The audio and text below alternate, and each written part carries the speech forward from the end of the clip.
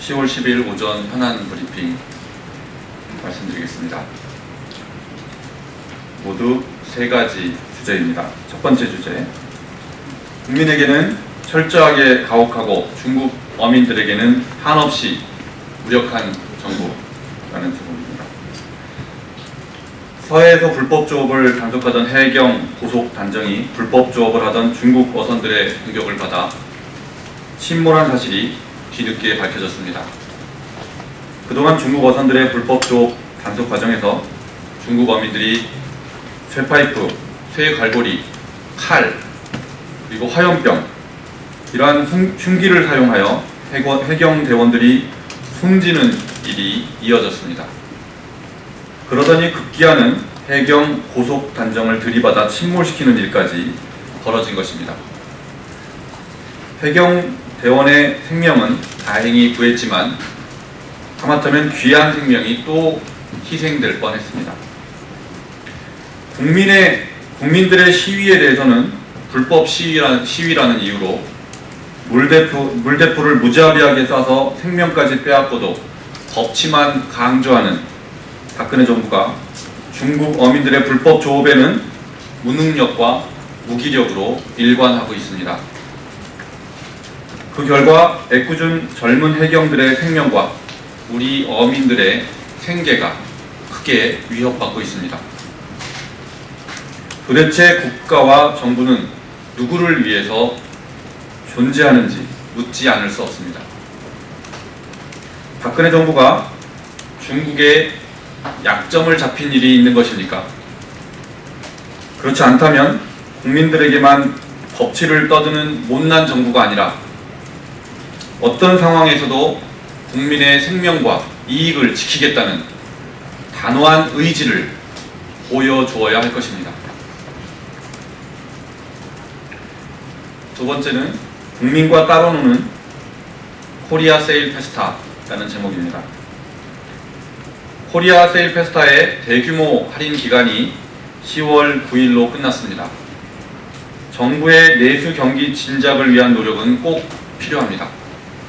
그러나 작년 코리아 블랙 프라이데이에 이어 올해 코리아 세일 페스타가 과연 내수 경기 활성화에 도움이 됐는지 냉정하게 돌아봐야 합니다. 내수 경기 활성화는 내국인들이 활발하게 참여해야 가능한 것임에도 불구하고 이름부터 코리아 세일 페스타라는 길고도 어려운 이름을 붙여놔서 국민들의 참여를 원천적으로 어렵게 해놓았습니다.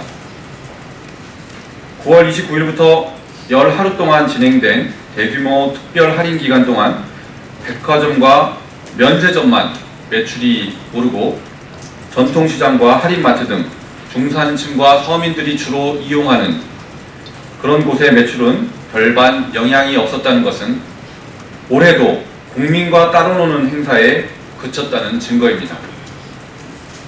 백화점의 매출 증가조차도 이 행사 후에 닥쳐올 소비 절벽이라는 후유증을 생각하면 마냥 좋아할 수는 없습니다. 박근혜 정부는 내수 침체의 근본적인 해결책인 최저임금 인상 등 저소득층의 소득 증대를 위한 노력은 외면한 채 임시 공휴일 지정, 고속도로 통행료 면제, 정부 주도의 대규모 세일, 그리고 한시적 개별 소비세 면제 등 즉흥적인 처방만을 계속하고 있습니다. 언발에 오줌만 자꾸 넣어봐야 체온이 올라가는 것은 아니다라는 점을 깨달아야 할 것입니다. 세 번째는 대구 희망원 생활인들의 인권 보호가 최우선이다라는 제목입니다. 국민의당은 대구 희망원 인권 유린 실태에 대해 가장 먼저 문제를 제기하고 조사단을 꾸려서 조사를 해왔습니다. 지난달 2일 김광수 의원, 정준규 비대위원을 공동단장으로 임명하여 대구시 희망복지원 인권유린 진상조사단을 발족시켰고 2차례에 걸쳐 현장 조사를 실시했습니다. 이러한 국민의당의 노력 끝에 대구 희망원의 참혹한 실상이 지난 8일 SBS TV 그것이 알고 싶다를 통해 적나라하게 드러났습니다.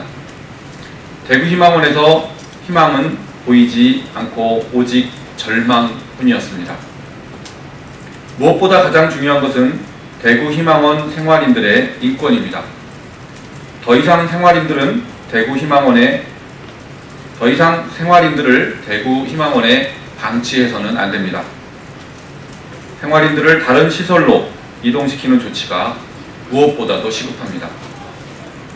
또한 관리감독에 책임이 있는 대구시에 대구 희망원 진상조사를 전적으로 맡겨놔서는 안 됩니다. 중앙정부 차원의 조치가 필요한 사안이며 국민의당 진상조사단도 대구 희망원 실태 파악과 재발방지 대책 마련에 끝까지 함께할 예정입니다. 인권유린은 대구 희망원의 사건만이 아닐 수 있습니다.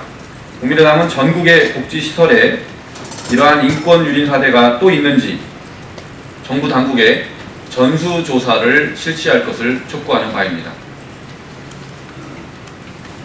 이상입니다. 감사합니다.